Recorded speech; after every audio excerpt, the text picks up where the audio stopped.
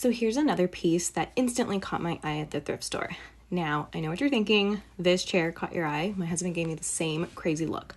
But he didn't know that this is a Cesca style chair.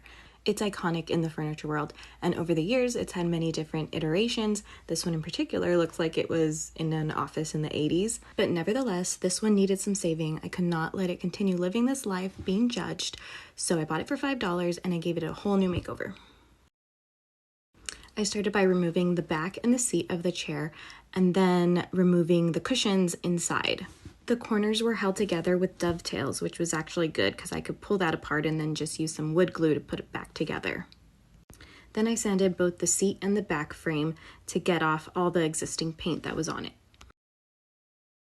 Once those were all sanded, I went in with some primer and gave it a good coat, let it dry, and then painted a coat of black paint. The steel frame did have some little rusted spots, so I found this really cool hack on the internet, and it's basically just spraying a little bit of water on the frame and then taking some steel wool and just buffing out the steel. And it came out so shiny and polished. Now, the original Cesca chair has cane webbing for the seat, but I'm not that daring to try to attempt that because I've never used cane before. So I'm just going to reupholster the seat with some really nice neutral fabric.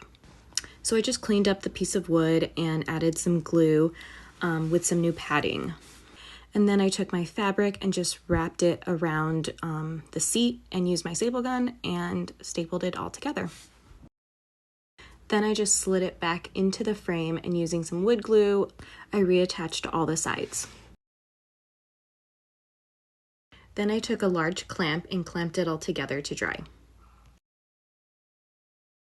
So I knew I wanted to add cane to some part of the chair as a nod to the original design, so I decided to add it to the back. I let the cane soak in water for about an hour to make it easier to manipulate into the frame.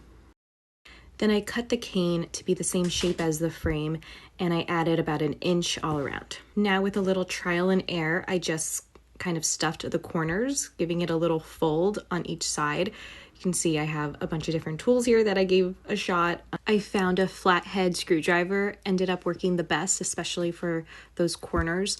But once I kind of had it in place, I used my staple gun and just kind of stapled it in place inside the little canal. This definitely took a lot of time figuring out, but I finally got it to a good place and it looks really nice and tight in there like it should. But in the end, I just kind of added some more wood glue all around the edges just to give it some more stability. So now it's time to put it all together, and it's pretty simple. It's just held together by some screws on the bottom.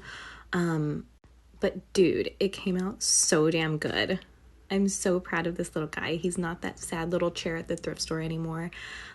I did end up selling it for $80, but I'm just so happy it's getting new life and going to a new home.